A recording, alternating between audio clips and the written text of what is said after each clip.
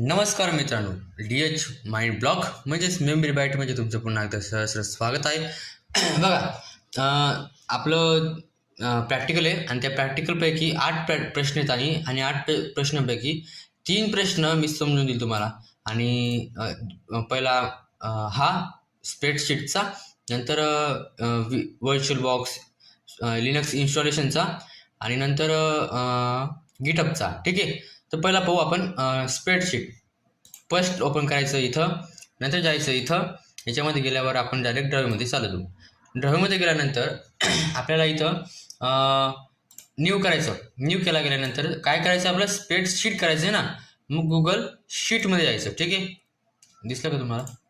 इथे जाऊन गुगल शीटमध्ये जायचं. गुगल शीटमध्ये गेल्यावर अशी एक नवीन टॅब ओपन होईल. इथं तुम्ही तुमच्या प्रकारे बनवू शकतात, जसं मी बनवतो. बघा तुम्हाला बनवून दाखवतो. तर असं तुम्हाला एक टेबल बनवून घ्यायचा.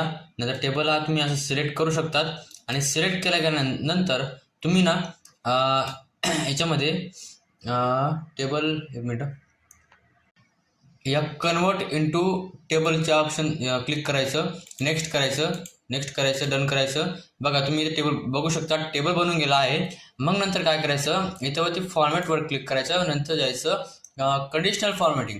इथं गेल्यावर तुम्हाला इथं बाजूला एक स्लाइड ओपन दिसतील, जिथं तुम्ही एक टेबलची पूर्ण रेंज सेट आहे. तुम्हाला फक्त काय करायचं आहे, इथे जायचं, ग्रेटर व्हॅल्यू सिलेक्ट करायची, ग्रेटर दॅन, आणि तुम्ही इथं कोणती पण व्हॅल्यू टाकू शकतात. मी टाकतो 90 टाकली, समजा 90 व्हॅल्यू मी टाकली आणि इथं कलर देऊन दिला त्याला रेड. म्हणजे 90पेक्षा जी व्हॅल्यू जास्त असेल त्याला तुम्ही रेड कलर देऊन द्या. आणि डन करताच बघा तुम्ही इथं बघू शकता, ज्या पण 90पेक्षा जास्त व्हॅल्यू आहेत त्यांना रेड कलर येऊन गेला आहे. तुम्ही बघू शकता, दिसत नसेल तो रेड कलर असल्यामुळे, पण तो रेड कलर येऊन गेला आहे असं. तर ठीक आहे, एक काम करतो, बॅकग्राऊंड बंद करून देतो आणि बघा बघू शकता तुम्ही. बघा असं तो कलर चेंज होऊन जातो. ठीक आहे, नंतर स्प्रेडशीट झालं आणि नंतर पुढच्या भागात आपण हे पाहू, कारण आता टाईम नाही आहे. आणि इथे स्प्रेडशीट, बघा स्प्रेडशीट आपल्याला शेअर पण करावं लागते.